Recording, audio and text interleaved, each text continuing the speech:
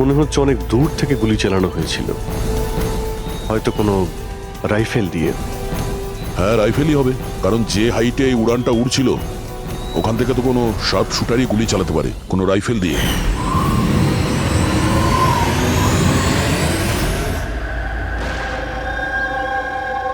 এখানে আশেপাশে কাউকে বন্দুক বা রাইফেল নিয়ে দেখেছিলে কাউকে? এখানে বন্দুক আনা অ্যালাউ নয় স্যার। আপনি আসল বন্দুকের কথা বলছেন স্যার? পুজোর ক্যাপ বন্দুক ফাটানোরও অনুমতি নেই। আপনারা কাউকে দেখেছেন এখানে? না ম্যাম, না তো।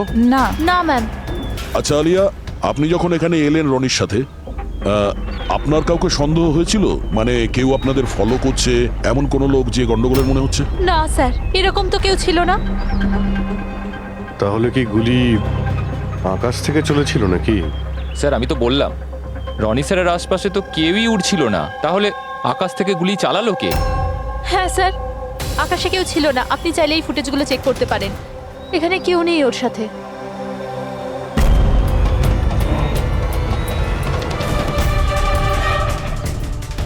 এই ফুটেজে তো রনির আশেপাশে তো দূরে দূরেও কাউকে দেখা যাচ্ছে না। স্যার, নিচে থেকে ওপরে তো কেউ গুলি চালায়নি। ইনি বলছেন যে যখন ওপরে উঠছিল কেউ ওর আশেপাশে ছিল না, ওপর থেকেও কেউ গুলি করতে পারবে না।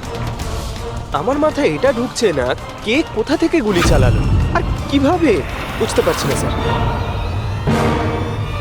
অদ্ভুত ব্যাপার তো।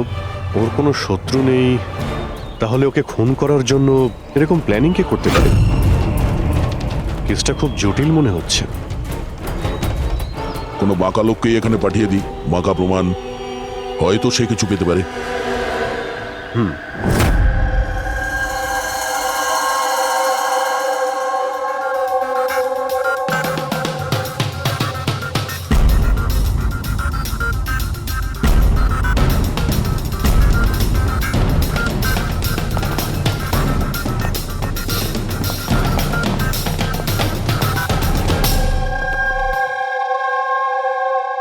আরে বাহ, আজকে আপনারা দুজনে এমন ভাবে কাজে ডুবে আছেন যে মনে হচ্ছে যে অনেক প্রমাণ আমাদের হাতে দিয়ে আমাদেরকে পাঠাবেন এখান থেকে।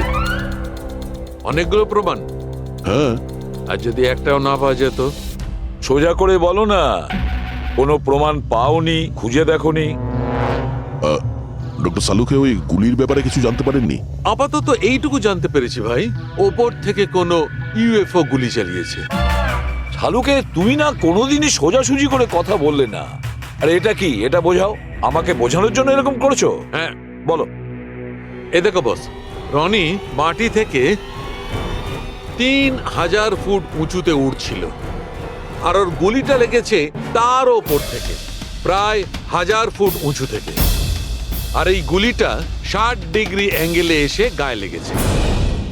আমার তো ভেবেই কেমন যেন মাথাটা ঘুরছে। আকাশের উপর থেকে কে গুলি চালাতে পারে ওর উপর? এটা কিভাবে সম্ভব? এখনো হয়নি, আরো বাকি আছে বস। এই গুলিটা প্রায় 3 কিলোমিটার দূর থেকে ছোড়া হয়েছে। ভারী অবাক কাণ্ড, তাই না দয়া? 3 কিলোমিটার দূর থেকে গুলি চালানো হয়েছে। 60 ডিগ্রি অ্যাঙ্গেলে রনির গলার ভেতর ঢুকে যায় আড়াআড়ি। তার মানে রাইফেলটা খুব পাওয়ারফুল ছিল মনে হয়। একদম ঠিক বস, রাইফেলটাও পাওয়ারফুল ছিল, আর গুলি যে চালিয়েছে তারও হাতটা পাকা।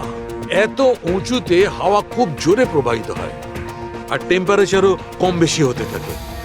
তবুও লক্ষ্যটা মিস করেনি, একদম নির্ভুল পয়েন্টে গিয়ে লেগেছে। গুলি যে চালিয়েছিল খুব পাকা খেলোয়াড়, ডক্টর, শার্প শুটার। একদম। আর এইরকম শার্প শুটার সহজে তো পাওয়া যায় না যে এই কাজটা করে দেবে। কিন্তু স্যার, আমরা সমস্ত ভিডিও দেখেছি। যখন রনি আকাশে ছিল তখন ওর আশেপাশে কোনো প্যারাসুট বা চপার ছিল না স্যার, আকাশ একদম পরিষ্কার ছিল। সেটাই তো বুঝতে পারছি না যে ওই কিলার কোথা থেকে গুলিটা চালিয়েছিল, অথচ আকাশটা পরিষ্কার ছিল। ও কি মেঘের আড়ালে লুকিয়ে ছিল? আর স্যার ওই গুলিটার থেকে কি জানতে পারলাম? কিছু পাওয়া যায়নি পুরবি। আমি ব্যালিস্টিক ডিপার্টমেন্টের পুরো ডেটা চেক করেছি, এরকম গুলির তো কোনো রেকর্ডই নেই। স্যার, এই গুলিটা নিশ্চয়ই কাস্টমে বানানো হয়েছে। হ্যাঁ, নিজের মতন গুলিটা বানিয়েছিল। এমন গুলি যেটা 3 কিলোমিটার দূর থেকে চালানো যায় আর সোজা গিয়ে টার্গেটে হিট করে। আর স্যার, এই গুলিটা যখন এত শক্তিশালী, তো এর রাইফেলটাও বেশ স্পেশাল হবে। হ্যাঁ, এক কাজ করা যাক, গুলিটাকে ব্যালিস্টিক ডিপার্টমেন্টে যাচাইয়ের জন্য পাঠাই, দেখি কি রিপোর্ট আসে। আর সে যেই হোক, এত উপরে চলে গিয়েছিল খুন করার জন্যে, এবার ওকে তো মাটিতে নামতেই হবে।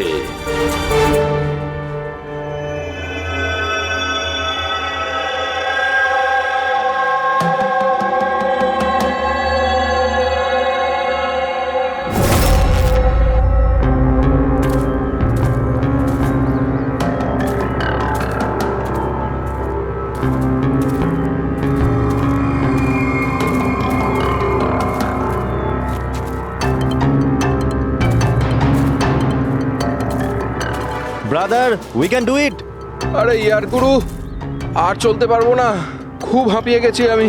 ব্যাস নবীন, আর বেশি দূর নয়, 3000 ফিট চড়ে ফেলেছি, পাশেই আছে। We can do it, come on.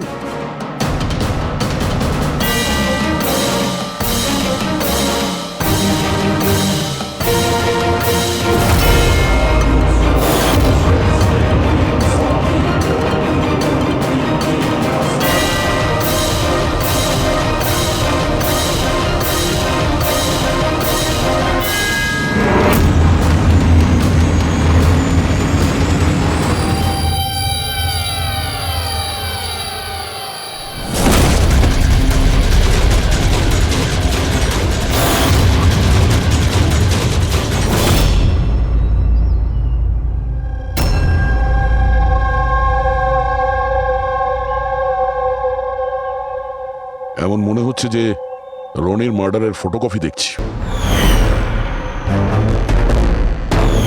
3000 fit উপরে ঠিক ওরকমই গুলি মেরেছে মাথার পেছনে।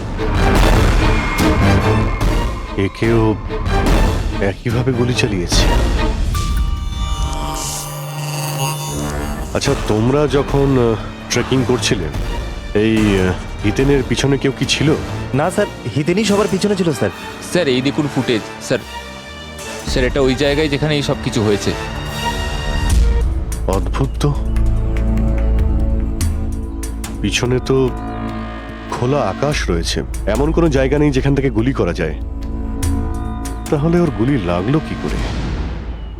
দুটো কেসেই ধরা যাচ্ছে না যে গুলি কোথা থেকে চলেছে। স্যার একদম ঠিক বলছেন। আকাশ থেকে কোনো কাক বা পায়রা কি করে গুলি চালায়? এই গুলিটা চালালো কে? আর এই দুটো গুলি 24 ঘন্টার মধ্যেই চলেছে। আমার মনে হয় এই দুটো কেসের মধ্যে কোনো না কোনো কানেকশন আছে। আচ্ছা, এই হিতেন কি কাজ করতো? স্যার ও কলেজ স্টুডেন্ট ছিল স্যার, মুম্বাই গ্র্যাজুয়েশন করতে এসেছিল স্যার। ট্রেকিং এর অনেক শখ ছিল। অভিজিৎ, বুঝতে পারছি না যে কেউ একজন কলেজ স্টুডেন্টকে মারার জন্য এত প্ল্যান করবে কেন? সেটাই তো, প্রথমে রনি আর এখনই হিতেন। তবে আকাশ থেকে তৃতীয় গুলিতে অন্য কেউ মারা যাওয়ার আগে এই খুনিকে ধরতেই হবে খুব তাড়াতাড়ি।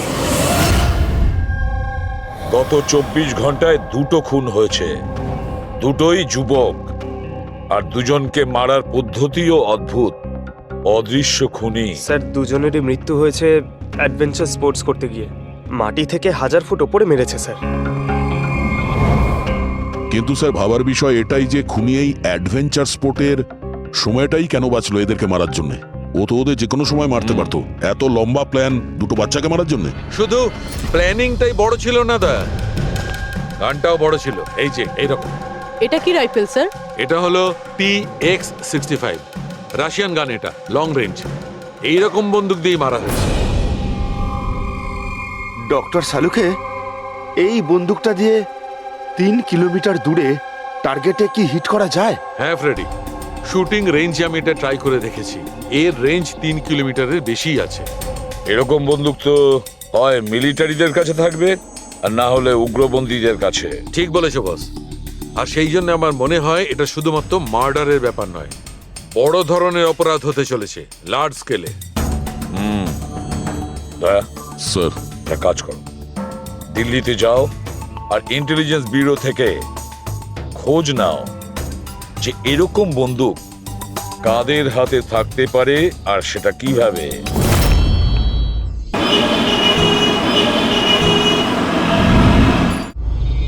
এই সমস্ত খুন এই রাইফেল দিয়েই হয়েছে। আর আপনারা তো জানেনই এরকম হাই প্রোফাইল রাইফেল তো সবার কাছে থাকে না। আপনি একদম ঠিক বলছেন স্যার। আর যেটা আমাদের দেখা দরকার সেটা হলো এই রাইফেলটা যদি কেউ কিনতেও চায় তাহলে কিনতে পারবে না। এটা একটা কিংবা দুটো পিসে বিক্রি হয় না, বড় অ্যালটমেন্ট হয় এগুলোর। তাহলে কয়েক বছর আগে যে আতঙ্কবাদী হামলা হয়েছিল তার মধ্যে এই ধরনের রাইফেল ইউজ হয়েছিল? হ্যাঁ স্যার। তাহলে আপনাদের কোনো আতঙ্কবাদী গ্রুপের উপর সন্দেহ হয়? আগে হ্যাঁ স্যার, যদি আমাদের সন্দেহ ঠিক হয় তাহলে আমরা জানি যে এর পেছনে ঠিক কার হাত আছে। কার? এই অঞ্চলেই কিছুদিন আগে আমাদের আর্মি অনেক অস্ত্র আটক করেছিল। ওই অস্ত্রের মধ্যে এই রাইফেলটাও ছিল। হ্যাঁ প্রতাপ, স্যার, সমস্ত আতঙ্কবাদী মরে গেছে। ওদের মধ্যে একজন পালিয়ে গেছে, তবে আমরা সমস্ত হাতিয়ার আটকে নিয়েছি। ওয়েল ডান প্রতাপ। স্যার, আর যে টেররিস্টরা পালিয়ে গেছে তাদের সম্পর্কে সমস্ত পোস্টকে অ্যালার্ট করে দাও। তাহলে এই কাজ ওই আতঙ্কবাদীর হতে পারে যে পালিয়ে গিয়েছিল ওখান থেকে। হ্যাঁ স্যার। আর আমাদের ইনফরমেশন অনুযায়ী এই আতঙ্কবাদী গ্রুপ খুব বড় একটা কিছু করতে চলেছে। বোধহয় এটাই সেটা শুরু। এই দুটো অপরাধ সাধারণ কোনো খুন নয়, এটা নিশ্চয়ই কোনো বড় সড় ষড়যন্ত্র, কোনো দুষ্কৃতী আক্রমণ ঘটতে চলেছে। হ্যাঁ স্যার, আর এই খুনগুলোকে আটকানোর জন্য প্রথমে আমাদের আকাশ থেকে চলা গুলির রহস্য ভেদ করতে হবে স্যার। আর এই রহস্যের কিনারা করার জন্য সবার আগে আমাদের এটা জানতে হবে যে এই আতঙ্কবাদীরা রনি আর হিতেনের মতো সাধারণ লোকের হত্যা কেন করলো। আচ্ছা, এমন কি কমন আছে এই দুটো কেসে? স্যার, দুটো মার্ডারই আকাশে হয়। দুবারই গুলি উপর থেকে চালানো হয়েছে, কোনো পাওয়ারফুল রাইফেল দিয়ে। এটা প্রফেশনাল শার্প শুটারের কাজ হবে। আর স্যার, এই দুটো কেসেই কোনো ভ্যান্টেজ পয়েন্ট নেই, আর এমন কোনো জায়গা নেই যেখানে বসে খুনি এই দুজনকেই গুলি করতে পারে। তেমন কোনো জায়গা ছিল না, তেমন কোনো জায়গা ছিল না। খুন করার এটাই মূল কারণ নয় তো? তাহলে স্যার আপনি বলতে চাইছেন যে খুনির কাছে বসে গুলি চালানোর কোনো জায়গা ছিল না, আর ও এটা শিওর হতে চেয়েছিল যে টার্গেট যেন কোনোভাবেই মিস না হয়, সেই জন্যই ও এদের উপরে প্র্যাকটিস করছিল। Exactly Abhijit, exactly. সে গুলি ছোড়ার প্র্যাকটিস করছিল। তার মানে স্যার, ওর আসল টার্গেট অন্য কেউ? স্যার, যদি কোনো ভ্যান্টেজ পয়েন্ট নাই থাকে তাহলে ও গুলি চালাচ্ছিল কোথা থেকে? পঙ্কজ, উত্তরটা তোমার প্রশ্নের মধ্যেই লুকিয়ে আছে। আচ্ছা এটা বলো, আমরা মানুষ ডানা ছাড়া আকাশে কিভাবে ওড়ে? স্যার, এরোপ্লেন বা হেলিকপ্টারের মাধ্যমে। ব্যাস, তুমি তোমার উত্তর পেয়ে গেছো। কিন্তু স্যার, ওখানে ওই ক্রাইম সিনে আকাশের ওপর কোনো চপার তো ছিলই না স্যার, না কোনো কেবল কার ছিল ওখানে। তাহলে অন্য কিছু থাকবে, অন্য কিছু থাকতে পারে। অভিজিৎ, ম্যাপটা বের করো, ওই এলাকার চারপাশটা ভালো করে দেখো, দেখো এমন কিছু পাওয়া যায় কিনা। এমন কিছু আছে নাকি যেখান থেকে মানুষ হাওয়ায় উঠতে পারে? জঙ্গল আছে, আর হ্যাঁ, দুটো হট এয়ার বালুন রেঞ্জও রয়েছে। একটু দেখো তো, যেখানে খুন হয়েছিল সেখান থেকে এটা কতটা দূরে? স্যার, এই দুটো 60 কিলোমিটার রেডিয়াসের মধ্যে। তাহলে একটা কথা তো কনফার্ম, খুনি ওখানে হট এয়ার বেলুনে বসেছিল, আর সেখান থেকেই ও গুলি চালিয়েছিল 3 কিলোমিটার দূর থেকে। স্যার, কেউ যদি হট এয়ার বেলুনে চড়তে চায় তাহলে আগে থেকে বুকিং করতে হয়, এমনি কেউ যেতে পারে না। কোনো ব্যাপার না, তোমরা ওই হট এয়ার বেলুনের অফিসে গিয়ে খোঁজ নাও যে এমন কোন ট্যুরিস্ট ছিল যে ওই দুটো দিনে ওই দুটো হট এয়ার বেলুনে ঘুরেছিল। এটা টোটাল 12 জনের লিস্ট আছে যারা সেদিন হট এয়ার বেলুনে বসেছিল। কিছু জন একা বসেছিল, কিছু জন গ্রুপ বানিয়ে বসেছিল। তোমার কি মনে আছে এদের মধ্যে কতজনের কাছে কোনো জিনিস বা ব্যাগ ছিল? বা কোনো সন্দেহজনক কাউকে দেখেছো? না, বদমাস তো কাউকে লাগছিল না, কিন্তু একজন বয়স্ক আন্টি ছিলেন, পিঠে একটা ব্যাকপ্যাক ছিল, আর চোখে চশমা আর মাথায় টুপি পরেছিলেন। হ্যাঁ, আমরাও অবাক ছিলাম যে এই বয়সে এই সব ট্রাভেলিং এর ইচ্ছা। আর যখন ফটো তোলা হচ্ছিল উনি লজ্জা পাচ্ছিলেন আর নিজের মুখ লুকোচ্ছিলেন। রবি, এই বয়স্ক আন্টি শার্প শুটার শুনে একটু অদ্ভুত লাগছে না? হ্যাঁ স্যার, আমি এখানে পাইলট। 25শে ফেব্রুয়ারি স্যার সব মিলিয়ে আমি 6 জনকে এয়ার বেলুনে চাপিয়েছি স্যার, আর 2 জনকে দিনের স্যার। আচ্ছা, তাদের মধ্যে কেউ মানে গন্ডগোলের লোক মনে হয়েছিল? কিংবা যার কাছে কোনো জিনিসপত্র ছিল? স্যার এরকম তো কেউ ছিল না। হ্যাঁ, একজন বয়স্ক মানুষ ছিল, জানি না কারো বারবার চিৎকার করছিল। হয়তো ওর মুড খারাপ ছিল বা খিটখিটে ধরনের ছিল। ওনার হাতে কোনো কিছু ছিল? জিনিস তো ছিল না। হ্যাঁ, একটা লাঠি নিয়ে হাঁটছিল। লাঠি নিয়ে হাঁটছিল? এই, তোমাদের সাহস কি করে হলো আমার ছবি নেওয়ার, আমাকে জিজ্ঞেস না করে? কিছু ভদ্রতা আছে না নেই? ওরাও ওগুলো ওরাও। আচ্ছা, ফটো তোলার জন্য রেগে গেছিল? কি অদ্ভুত ব্যাপার, তাই না স্যার? লোক হট এয়ার বেলুনে তো প্রতিদিন বসে না, তাই না? তারা নিজেরাই ফটো তুলতে চায়, যাতে এই স্মৃতিকে তারা সারা জীবন রাখতে পারে। আর কোনো বিশেষ কথা মনে আছে ওর ব্যাপারে? স্যার জানি না বলাটা ঠিক হবে কিনা। না না, বলো, যেটা মনে আছে খুলে বলো। ওনাকে হাঁটতে দেখে মনে হচ্ছিল না যে ওনার লাঠির প্রয়োজন আছে, কিন্তু তাও উনি লাঠি নিয়েই চলছিলেন। আচ্ছা,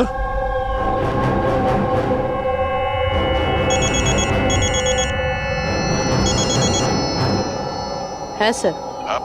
কিছু জানতে পারলে? স্যার এখানে একজন বয়স্ক মহিলা এসেছিল, আর তার হাতে একটা ব্যাকপ্যাকও ছিল।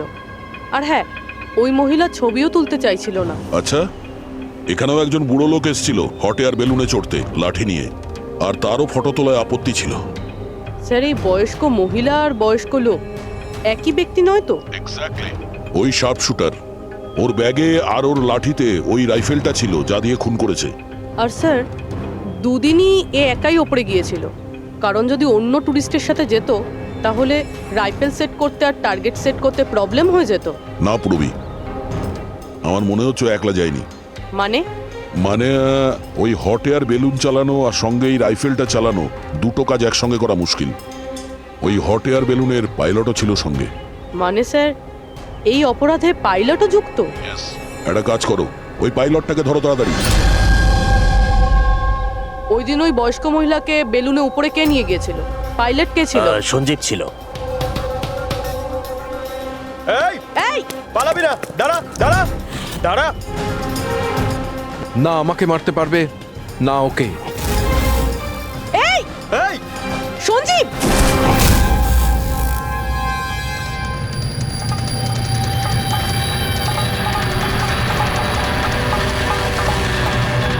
আরে তো প্রাণ দেওয়ার জন্য একদম তৈরি ছিল।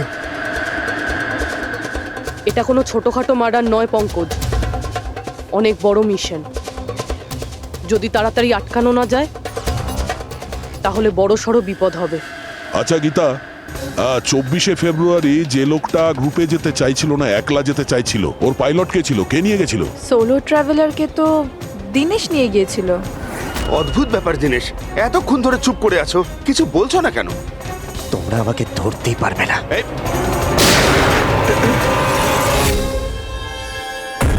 এখন যমরাজ তোকে অ্যাপয়েন্টমেন্ট দেওয়ার মুডে নেই। যতক্ষণ না আমাদের প্রশ্নের উত্তর আমরা পাবো, তোকে বেঁচে থাকতে হবে। চল। মারো, যত পারো মেনে নাও, আমার কিচ্ছু যায় আসে না।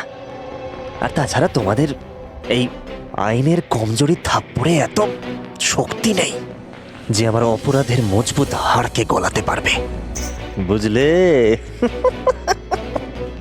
তোমার ওপর যদি টর্চার করতেই হতো তাহলে ওর জন্য তো 2 মিনিটের কাজ আমাদের কাছে। কিন্তু তারপর মনে পড়ে তোমার পরিবারের কথা, তোমার বোন। পরের মাসে ওর বিয়ে না? কেমন লাগবে ওর যে ওর বিয়ে হচ্ছে আর বিয়ের পরে ওর ভাই এই পৃথিবীতে নেই? হ্যাঁ, আর তোমার মা প্রত্যেক মাসে খরচার জন্য টাকা পয়সা পাঠাও না? তোমার মৃত্যুর পর কে খেয়াল রাখবে তার? কিছু ভেবেছো এ ব্যাপারে? হ্যাঁ, না। চলো, এখনো সুযোগ আছে। রাজ সাক্ষী হয়ে যাও। কথা দিচ্ছি তুমি জেলে যাওয়ার পরে তোমার মায়ের খেয়াল আমরা রাখবো। সত্যি? মানে পুরো খেয়াল রাখবে? পুরো খেয়াল? হ্যাঁ, তোমার মায়ের পুরো খেয়াল রাখা হবে। তুমি শুধু এটা বলো কার জন্য কাজ করো, তোমার বসের নাম কি? বলে দেবো? সত্যি বলে দেবো? হ্যাঁ বলো।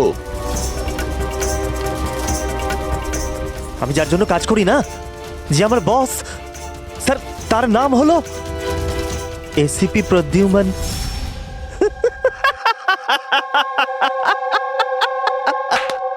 এসিপি প্রদ্যুম্ন, যাও ধরে নাও আর গ্রেফতার করে নাও তাকে।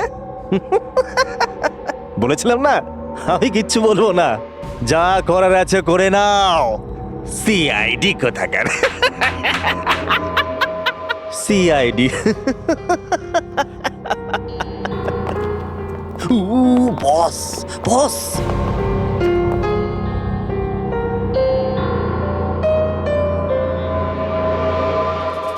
কোনো ব্যাপার না, কিচ্ছু বলতে হবে না।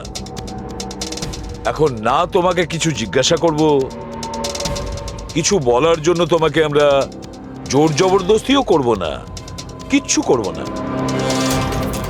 শুধু একটাই কাজ করব, আমরা তোমাকে ঘুমোতে দেব না। শুতে দেবেন না? এমনিতেও আমি জেগে থাকলেও আমি আপনাদের কিছুই বলবো না। কোনো প্রয়োজন নেই, কিচ্ছু বলো না, কিন্তু আমরা শুতে দেব না তোমাকে।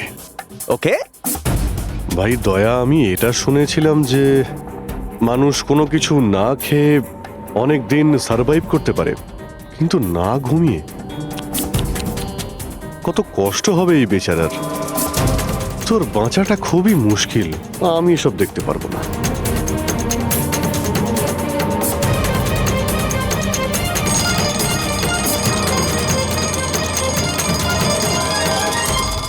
সময় কাটানোর জন্য খুব ভালো হবে, তাই না? তোর জীবনের শেষ মুহূর্তগুলো তুই এই কাঁটার সঙ্গে গুনতে থাকবি, ঠিক আছে? Thank you. ওকে ঘুমোতে দিও না।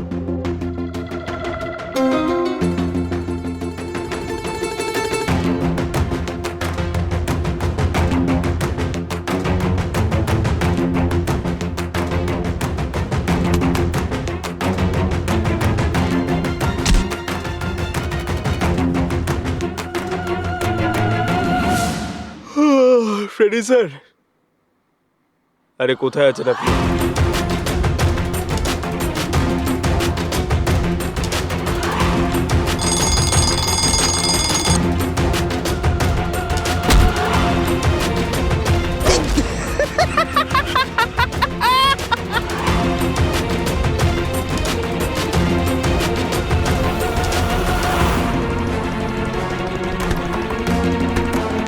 যতক্ষণ না মুখ খুলবি চোখের পাতা এক করবি না, বুঝলি? 5 মিনিটের জন্য নয়, চল না 1 মিনিট, 1 মিনিট তো শুতে দাও।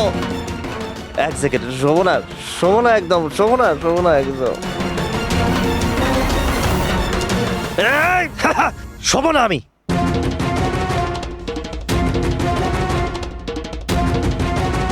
এবারও ভেঙে পড়বে।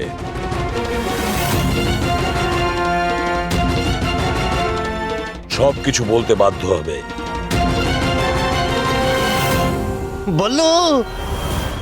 বললো তুই শুবি না, ওঠ।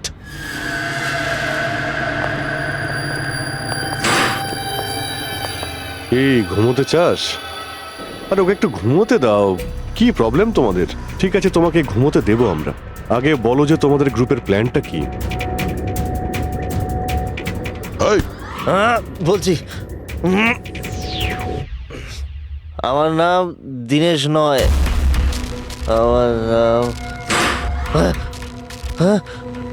আমার নাম বললু। দীনেশ নয় আমার নাম। আর আমাকে স্পেশালি এই মিশনের জন্য তৈরি করা হয়েছিল। আর যে 2টো মার্ডার হয়েছিল না, ওটা প্র্যাকটিস ছিল।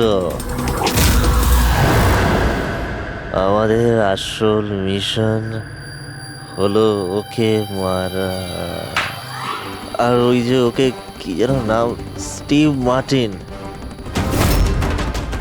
ওই শান্তির দূত যে সম্প্রতি ভারতবর্ষে এসেছে দেশে শান্তির বার্তা নিয়ে, যাতে সমগ্র বিশ্ব এই বার্তাকে সমর্থন করে, যাতে উগ্রপন্থীরা শেষ হয়? এসিবি, আমরা চাই না যে আতঙ্কবাদ কখনো শেষ হোক। আর স্টিভ মার্টিন তো মরবেই, তোমরা কিচ্ছু করতে পারবে না। আর আর যদি তোমরা বাঁচিয়েও নাও না, আমরা স্টিভ মার্টিনকে খতম করে দেবো একেবারে। আমাদের যে শার্প শুটার আছে না, একদম পাক্কা নিশানা তার। কোথায় মারবে ওকে আর কখন বল? ও যখন কনফারেন্সে ভাষণ দেবে না, ওটাই সব থেকে সঠিক ওটাই সব থেকে সঠিক সময়। ওটাই সব থেকে সঠিক সময় হবে। ওই সময় ওর আশেপাশে কোনো সিকিউরিটি থাকবে না। আর যে কনফারেন্সটা আছে না, ওটা বিল্ডিংয়ের ছাদেতে হবে।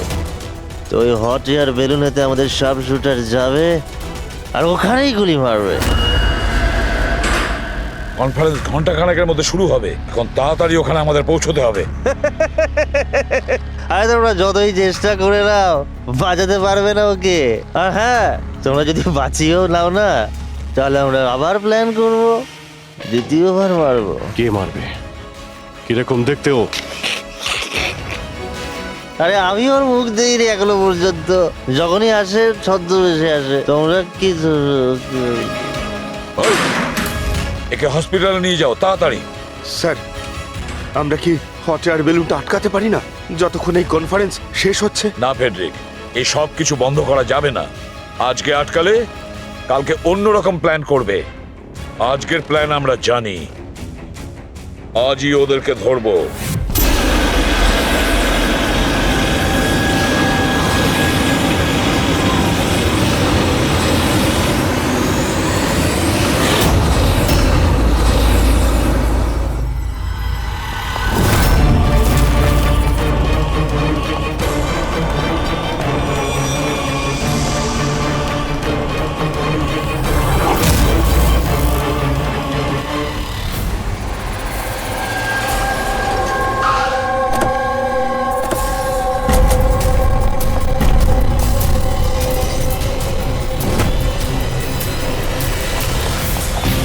সিআইটি মিস্টার স্টিভ মার্টিন কোথায়? ওপরে কনফারেন্স রুমে।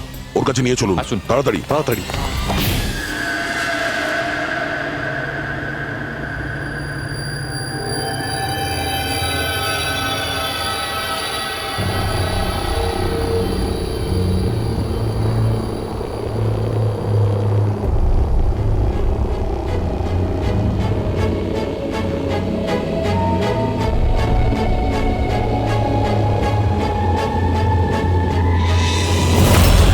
স্যার, এখানে 4টে বেলুন আছে, দুটো ওপরে আছে আর দুটো রেডি হচ্ছে। আমার সামনে যে বেলুনটা আছে স্যার,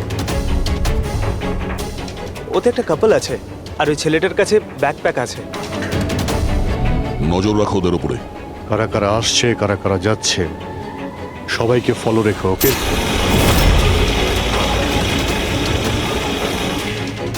স্যার, ওদের বেলুন টেক অফ করেছে। হ্যাঁ,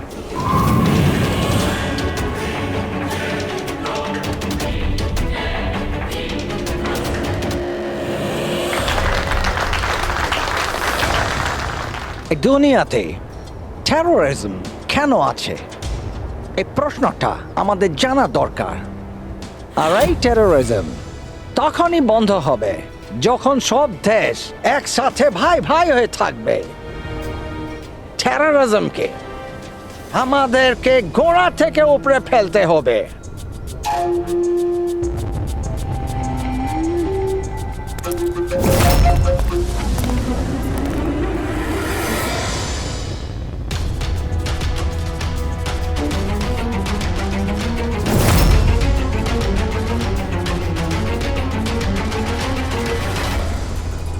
দুজন মিউজিশিয়ানকে দেখছি, ওরার জন্য তৈরি হচ্ছে। ওদের হাতে গিটারের ব্যাগ আছে।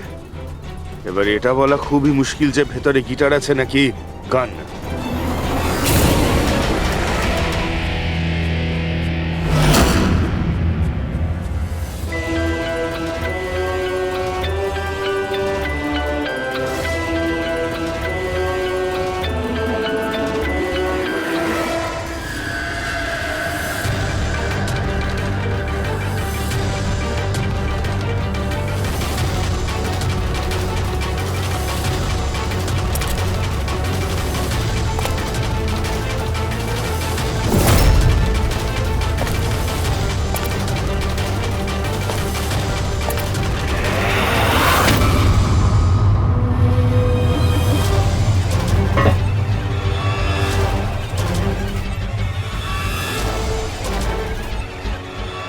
স্যার আরও একটা লোক এসছে, ওর কাছে একটা ব্যাকপ্যাক আর একটা ক্রাচ রয়েছে।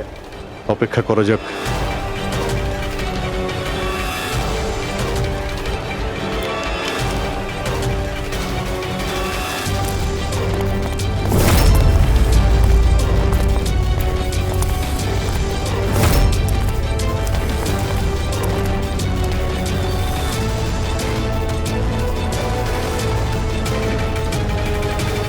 স্যার ক্যামেরা ক্রু এসেছে, ওদের কাছে আবার দুটো ব্যাগ। Camera crew?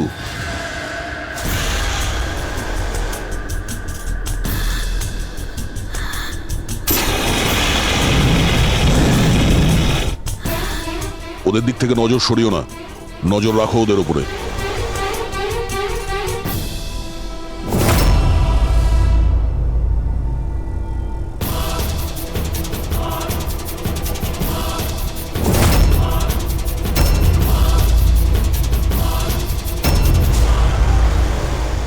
স্যার এখানে তো অনেক বেলুন উঠছে। সুইসাইড বম্বিং কি এটা? কেউ নিজের খুশিতে নিজের প্রাণ কি করে দিতে পারে? জীবন precious. Oh no, we need to respect এতগুলো বলুন, এর মধ্যে আমরা যেটা খুঁজছি সেটা কোনটা? মনে হচ্ছে ছদ্মবেশে এসছে, মুখ দেখে গন্ডগোলের মনে হচ্ছে।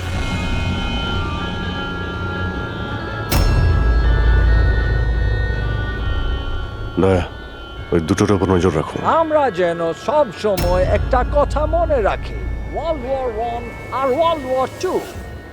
এটা তো বিটার। হচ্ছে কি এখানে? উপরে গিয়ে এরা মিউজিক বাজাবে নাকি? বাকি সমস্ত বেলুন তো চলে গেছে, একটাই আছে। মানে স্যার খুনি এই বেলুনের মধ্যেই রয়েছে? Wait and watch. খুনি এই বেলুনের মধ্যেই রয়েছে?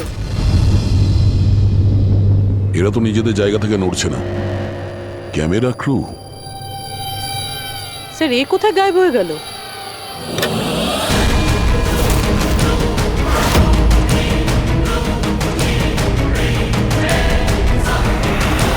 স্যার এর কাছে তো রাইফেল রয়েছে, যেমনটা সালুমকে স্যার বলেছিল। Abhijit,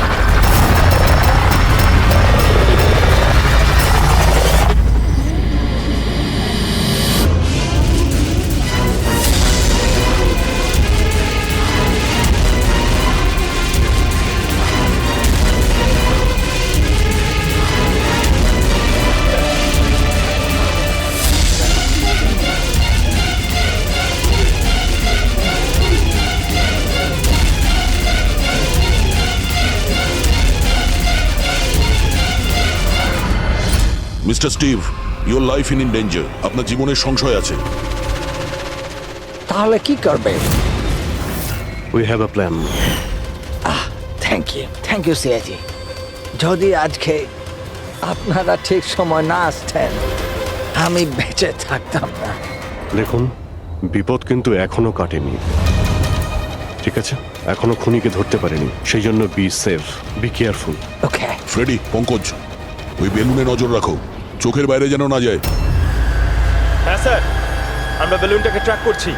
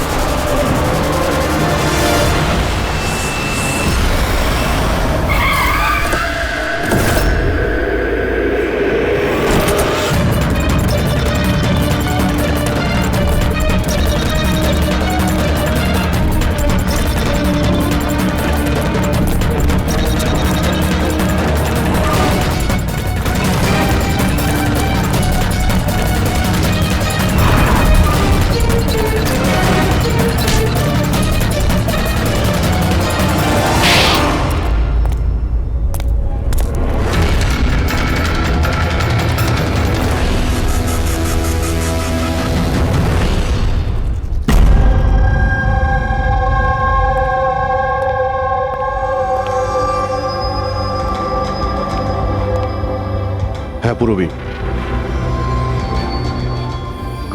good job, congrats. ওরা ধরা পড়েছে মিস্টার অভিজিৎ? হ্যাঁ, এখনই ধরা পড়ে গেছে। Yes, well done. সিআইডি অনেক বছর ধরে এই দেশের সেবা করে চলেছে, আর আজকে আরেকবার আপনারা একটা ভয়ঙ্কর টেররিস্টকে ধরেছেন। আজ আমরা একজনকে ধরেছি, এরপরে পুরো গ্রুপটাকে ধরে ফেলবো। Mister Steve, we are very proud of you. এই সমাজে আপনার মতো মানুষদেরই দরকার, যারা আপনার মতো সাহসী আর সৎ।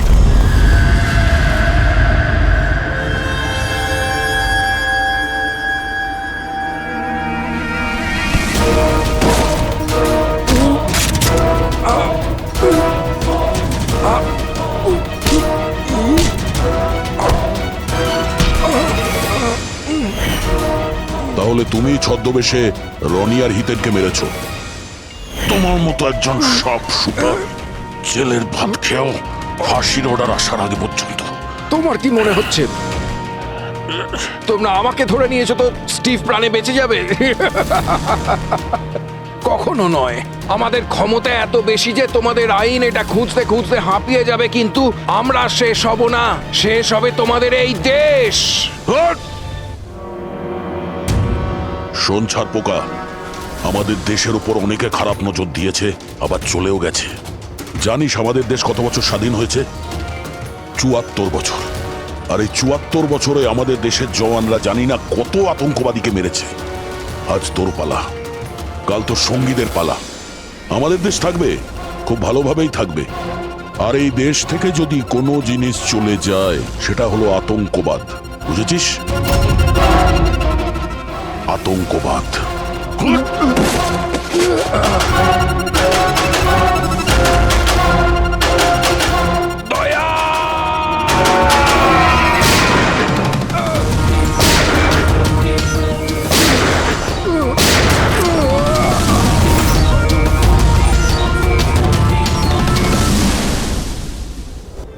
আতঙ্কবাদী, পিঠেই গুলি মারবি।